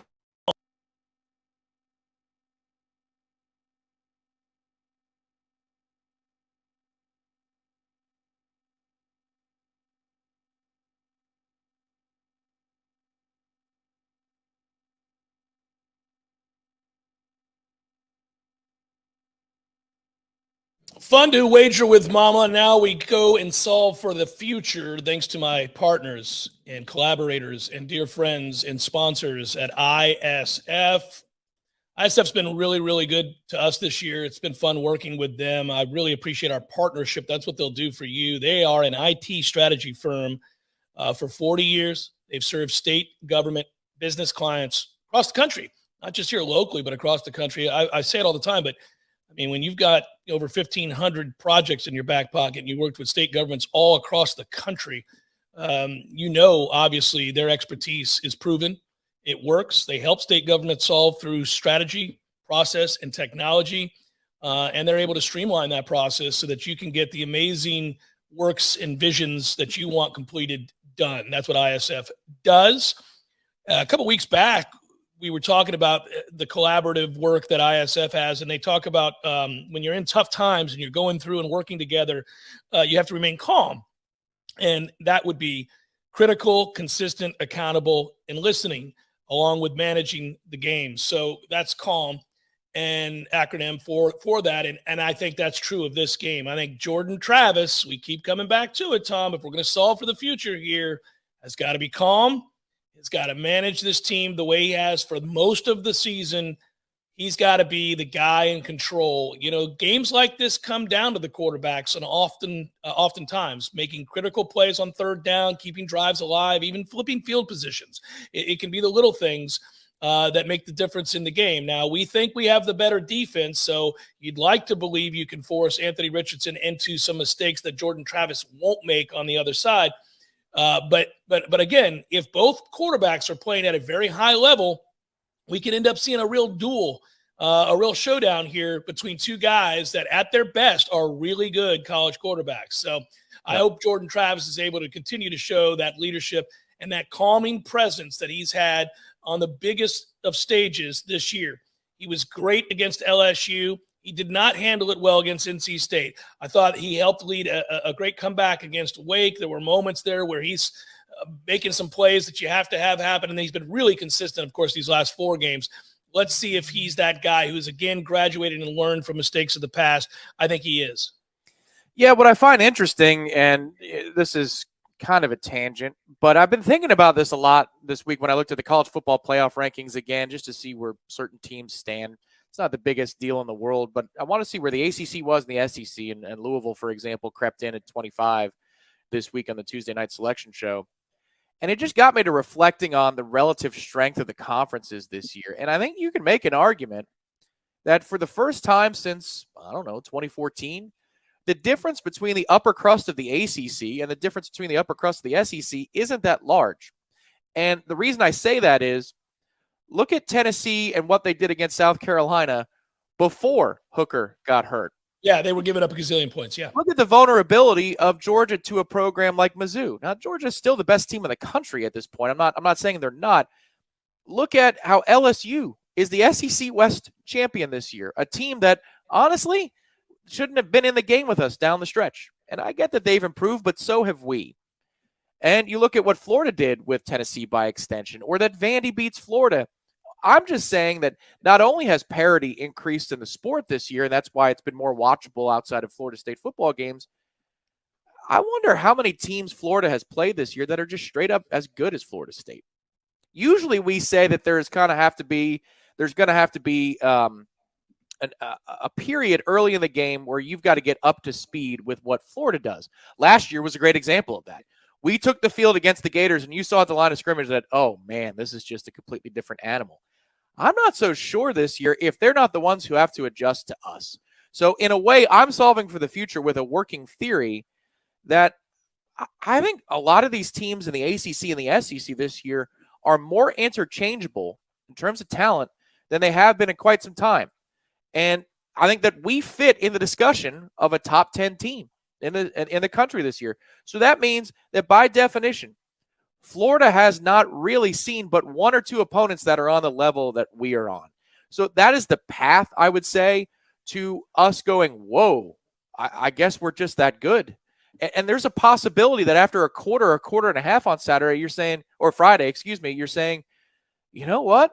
It doesn't, conference affiliation be damned. This is just a really good football team in Tallahassee. Well, it's interesting. You're going to get more information on that front. But to add to your point, Pitt lost at Tennessee this year, 34-27. A 7-point game, and it was a game right up until the very, very end. Clemson's going to play South Carolina. Florida State's playing Florida. You're going to get opportunities to kind of find out what's what in those situations. I don't disagree with you. I think that where the ACC gets hurt is it's not a great conference this year. I don't think it is. But that doesn't mean the SEC is. Like what happens is by default, we think, well, this conference is not very good. And we assume then that the SEC, because more consistently, they are the best conference in college football. Without question, the SEC year in and year out is the better. I'm not trying to be that guy. I'm not trying to be that guy. No, I know you're not. I know you're not. But I don't think Mississippi State's a great team. Obviously, I don't think Ole Miss is a great team. Kentucky has not been great this year, but they were right there with Georgia. You know, I think Georgia's athletes, player for player, is quite a bit better than our team right now. But doesn't mean we wouldn't be in that game. I mean, it's an interesting point you're making. Florida may not have played a complete team that is as good as Florida State, besides Georgia. Yeah. They may not have played a team that has, and Florida State, this is where Mike gets the credit. I guess we're all just vetting this right now with you. Mike gets the credit because Florida State is better than its parts. They just are. Florida, when you look at the way Florida State plays, he gets so much out of this team. You said it earlier, there are not a ton of NFL guys on that field right now for Florida State. There just isn't. And yet when you watch us play, Florida State looks like one of the best 15 teams in the country. Yep. Well, how is that possible?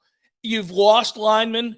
You've missed your star players for stretches at a time. Like Fabian Lovett being gone as long as he was is devastating to a team that lacks talented depth at the position. They got players that are suitable, but they aren't elite players. They're not like Fabian Lovett. And Verse being hurt for a few games and not being able to star, he's your best rusher. Leads the team in tackles for losses, leads the team in sacks, is amongst the country's best in tackles for loss. So not having that guy at full strength for a stretch of games, devastating to your team. You don't have a dominant corner. You don't. Your linebackers are thin. You got good play out of two guys, really good play out of one guy, pretty good play out of the other. And the guys behind those two guys aren't very good. They're just not very good.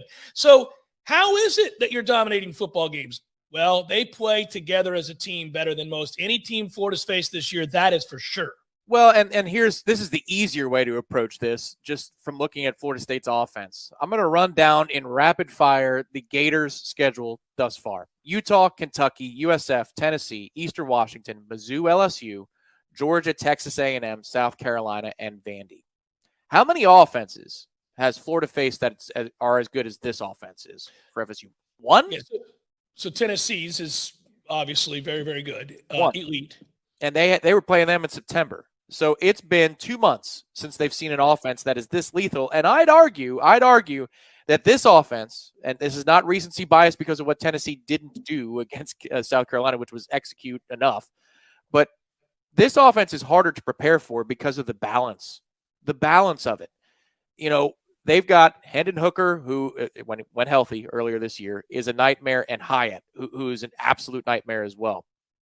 But they can't run for 250 or 300 a weekend if they just want to do that. That's not what Tennessee's about. No. Florida State could run for 300 or pass for 300 any given week. That's what we've learned about this particular crew. They want to run the ball first, but they can go either way. So I'm just saying that even though I'm not a huge fan in general of doing the conference comparison game, this is a year, man. This is a year to me where I don't think there's that much difference between the two conferences, and we usually have a talking point on Wednesday of Florida week that, well, you're going to have to, catch your breath a little bit early once you get up to the SEC speed and physicality. I just don't think that's a thing this year. I think that Florida State has already proven against LSU that they were more than up to speed for that particular opponent, and that this is going to continue to bear out this weekend in the near future, that you're going to see that Florida State is just, period, a good football team. Conference affiliation be damned. Kind of a fun year to talk about conference comparisons, though. I will say that. So, for example,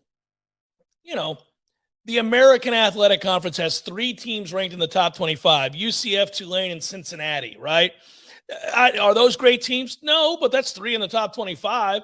Florida State, Clemson, Louisville, North Carolina, all ranked. NC State has fallen on hard times recently, but formidable enough. Wake is formidable enough, right? So if you're just talking about some balance and depth, the Big 12 has been the most fun to watch. I think hands down it's been my favorite conference this year. That's because of Kansas State. That's because TCU is in the college football playoff as of right now. That's because of Texas and Oklahoma State and Baylor and Oklahoma, and Kansas has been a fun team this year as well. So there's a little bit of depth there.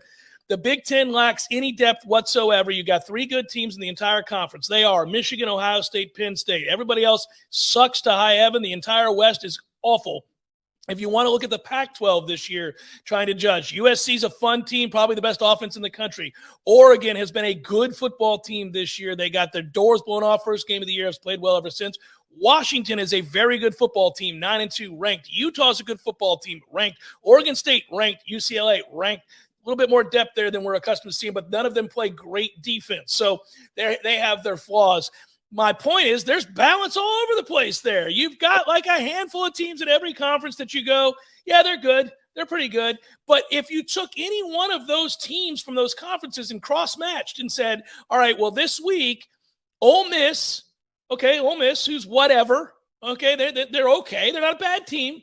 They're not a bad team. They're not a good team. They're not a real good team. So you take Ole Miss and you play Washington, toss-up. I don't know who wins that game. I'd probably pick Washington, to be frank, because I like their offense more. If you took, USC against Alabama, 58-55, who the hell's stopping anybody in that game? I don't know who wins that game. Yep. So it's a lot of fun to talk about this year. You just kind of It is. It's a jumbled mess, and that's the way college football should be. That's the way it should be. That is competitive balance. Well, and it also just, for this particular game, it shows the improvement level. Sometimes we're like, how do you pinpoint it? And you could look at stats, but just remember how fundamental, even though that game was close last year with the Gators, just remember how early on you could see the line of scrimmage and what a difference there was. Yeah, they were more physical and better. Yeah. I mean, both ways they were. I thought so too. And in one season, and they've still got to play the game. So, you don't want to do the 100% assumption game. Florida's offensive line, I think, has a better chance of making more of a statement than their D-line does. I know they got a 400-pounder on their D-line, but we changed where the fight takes place and all that kind of stuff. And this O-line for FSU has gone leaps and bounds. But, I mean, you've gone in 1 year against the same program from what looked like a hopeless fight at the line of scrimmage to one that you feel very good about, and you've got a lot of evidence to support why you feel very good about it. It's just another way to say, well done, coaching staff. It's amazing how much you can do in just 1 year's time. That is solving for the future, and the way we did it today was a little bit different than the way we've done it in the past. We just had a little bit of open-ended discussion about why Florida State has been able to execute and solve for the future and remain calm in the biggest moments. Post that Clemson loss, they have been spectacular. Can they be on Friday? We hope so. We'll come back, wrap it up momentarily. Jeff Cameron Show, 93.3 Real Talk Radio and Warchant TV. The workforce, their goal is to climb the company ladder. Often the climb requires a move to another city, and that's especially true in our industry. I'm Jay of Paul's Termite and Pest Control. If you rise the ranks of our competitors, there's a good chance moving up means moving away. Why? Because they're not local companies. They're from places like Orlando, Atlanta, Salt Lake City, and even Europe. That's certainly not the case with our employees. We're a company that was founded in the Big Bend and remains locally owned. When Paul's Termite and Pest Control employees advance, they remain in the Tallahassee area. Don't trust the safety of your family and pets from disease-carrying pests, or the structure of your biggest investment from termites, the people who may be here today and gone tomorrow. Trust Paul's Termite and Pest Control, a company that has serviced thousands of our neighbors right here for over 50 years. Being local really does matter in our industry because local problems require local solutions. Paul's Termite and Pest Control are the Big Bend's local experts for the elimination of termites or any other pest, and a greener lawn too. Call Paul's. We'll get them all. If you're hearing this right now and you or someone you know is active military, a veteran, police officer, firefighter, nurse, or a teacher, turn up the volume and listen to this.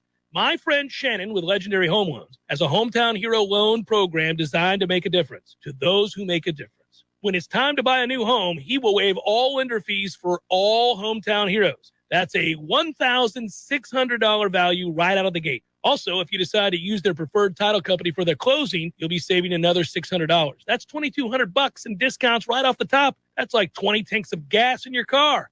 And today, more than ever, it's important to save as much money as you can, wherever you can. So if you or someone you know is active military, veteran, police officer, firefighter, nurse, or a school teacher, and looking to buy a new home, choose Shannon Young, Legendary Home Loans, and ask about their Hometown Heroes program. Call 844-FSU-LOAN or just visit FSUHomeLoans.com. That's FSUHomeLoans.com. Equal housing lender. NMLS number 2270146.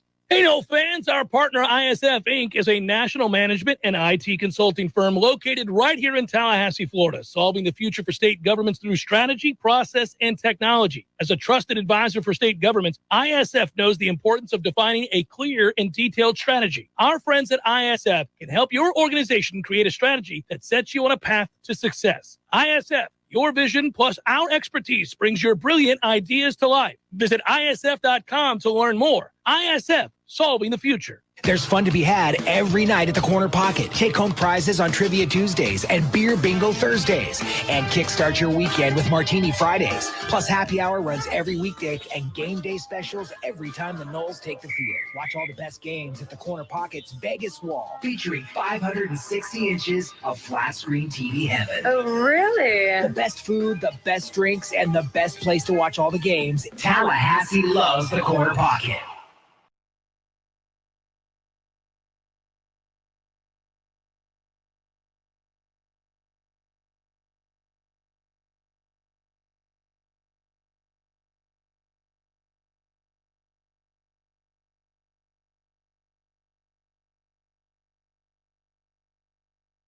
Wrapping it up on the Jeff Cameron Show the day before Thanksgiving. I want to say thank you to all of you who listen and watch or both for the show this year. It's been a blast. I love my job. I say that all the time.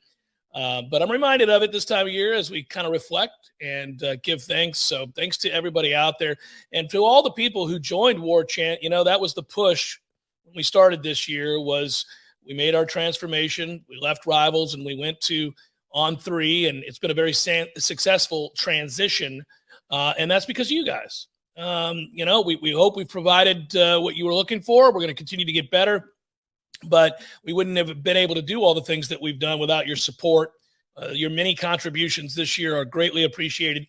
And then, of course, for those of you who signed up at the time for it was just $1. It's just $1.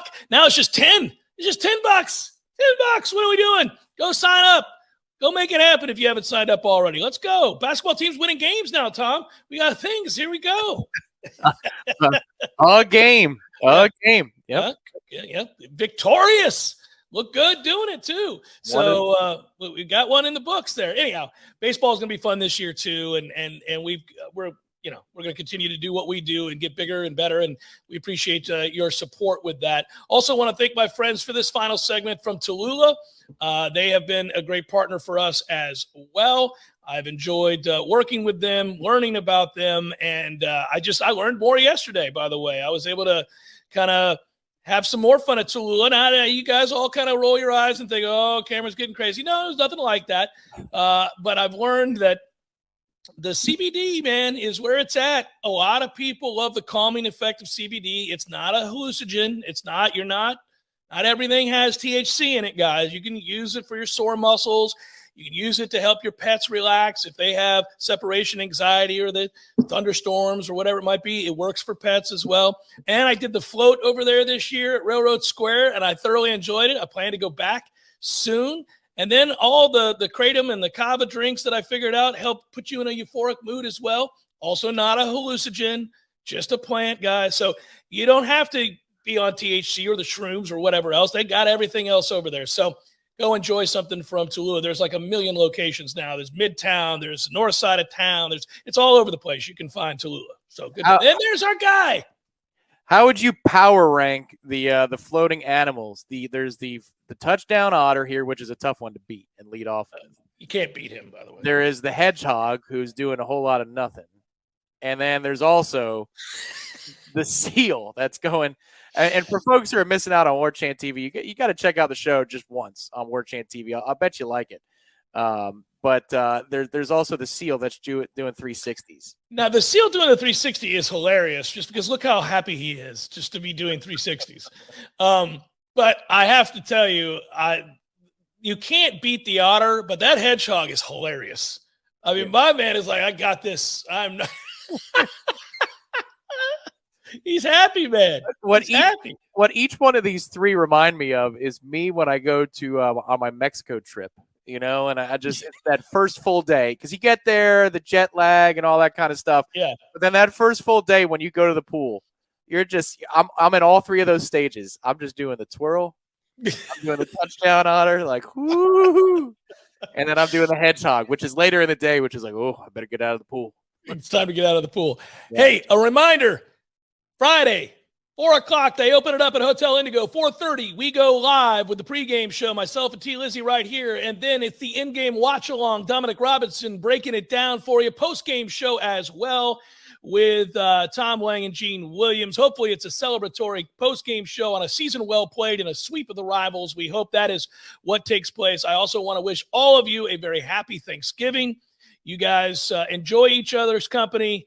And have some fun and keep it together. And then, of course, join us for that pregame show. We cannot wait. And if it does happen, don't forget Saturday at the Corner Pocket Bar and Grill. It's time to do a cake stand, and Ira will do a funnel, and Tom will do a cake stand, and we'll all be celebrating together before a full day of football. Good times. That's right. There's all kinds of woos out there waiting to happen, and I hope we are able to celebrate each and every one of them. Okay. So on that note, do we have a game to give away?